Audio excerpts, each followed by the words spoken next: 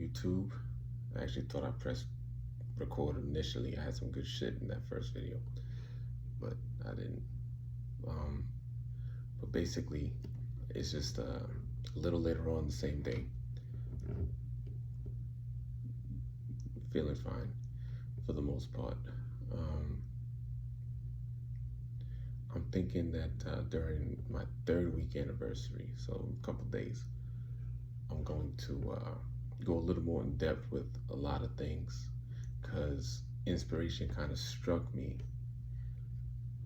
not too long ago. Because while you're on Kratom, your brain is just cloudy.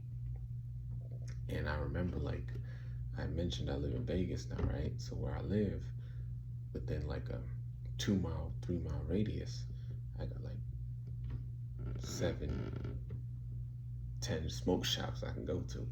And at the height of my abuse, I was going to every one in one day, but I would get like 2 shots from here, 2 shots from there, 2 shots from there. And then I'd make return rounds later, hoping that the same person that saw me earlier didn't see me again, because it was like embarrassing. You know what I'm saying? I felt like a fucking addict, or, you know, a junkie, right? It's incredible, man. Like, yeah. But what was I gonna say? Yeah, like multiple times a day. Like my day revolved around feel freeze. Them shits was like liquid heroin. And what happens is that the worst of it is when you're really in like full-blown addict mode, you're not using to get high anymore as much as you are just to stay out of withdrawal. So the moment you start feeling them teary eyes, you're like, okay, gotta go to the smoke shop. That's a horrible way to live, man. Waking up, teary eyes, oh, let me take this before I take a shower. Like, what? Who wants to live like that? I know I don't, not no more, and I'm not. Because when I wake up, first thing I'm doing, either taking a shower, coffee, something, just not that. And again, that's what I really wanted to say. I fucked up with the time again, because again, it goes by so fast. Now, I've only been in Vegas not even a year, but I was abusing Kratom even in New York, but I was using Kratom mostly to stave off opiate withdrawal back then. And when COVID happened, we had quarantine. I think that was very close to my rock bottom. That was one moment of rock bottom in my life. In life, you're gonna go through many of those, you know, or maybe not if you're lucky, or maybe not if you're not lucky, because rock bottom was the best shit that happened to me. So what I would do is I'd have access to pills, fuck with those too much, start withdrawing off those, and then use Kratom to stave off the withdrawal of opiates, and then just stayed off of opiates. But by then, that was like my 5th time relapsing on opiates.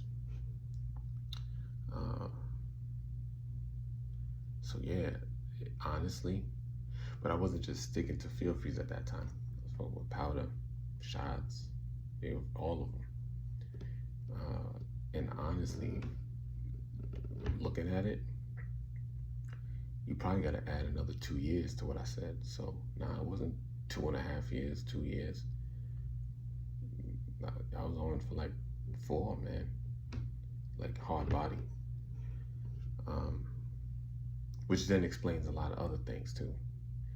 Like why the withdrawals were so intense the first time, somewhat intense the second time. But like I told you before, nowhere near opiates. Like, it's not even the same ballpark, but it's the same stuff.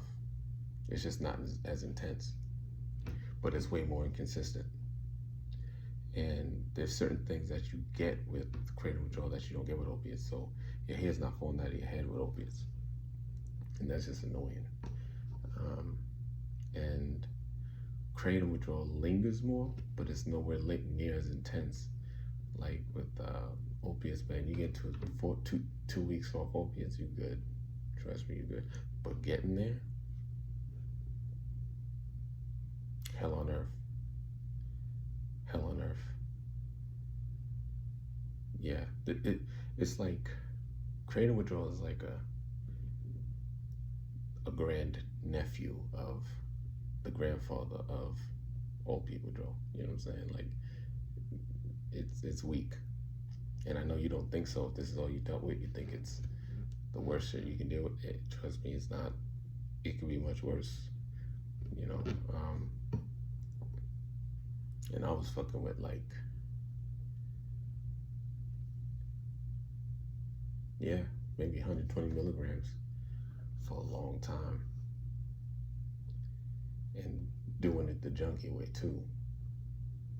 I'll get into the entire story at a later date, but like, yeah, like,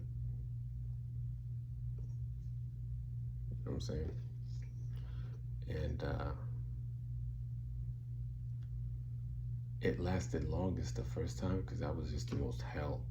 But again, like any addict, it wasn't the first and only time that I withdrew off it. And I generally did cold turkey, but then once I found Kratom, it was like, oh my God, this is like, again, escaping consequences. That's why, like I said, cold turkey is the shit, man. You gotta just say, fuck it. And honestly, what's even crazier, I didn't even plan on quitting the day I quit.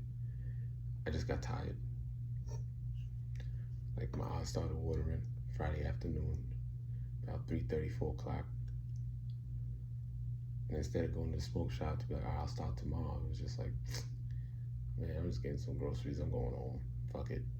And then it turned into 17 days.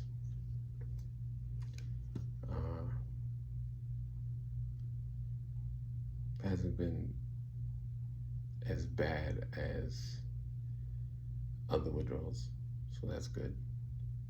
But it's bad enough because, again, there's a kindling effect. So every time you withdraw, man, it's gonna be worse. That's why, like, it's best to just leave that shit alone the first time.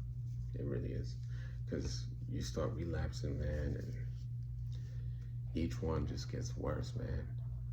Like this one, everything lingered longer too, and I wasn't even on that long, like 2 months, 2.5 months, and like the skin is still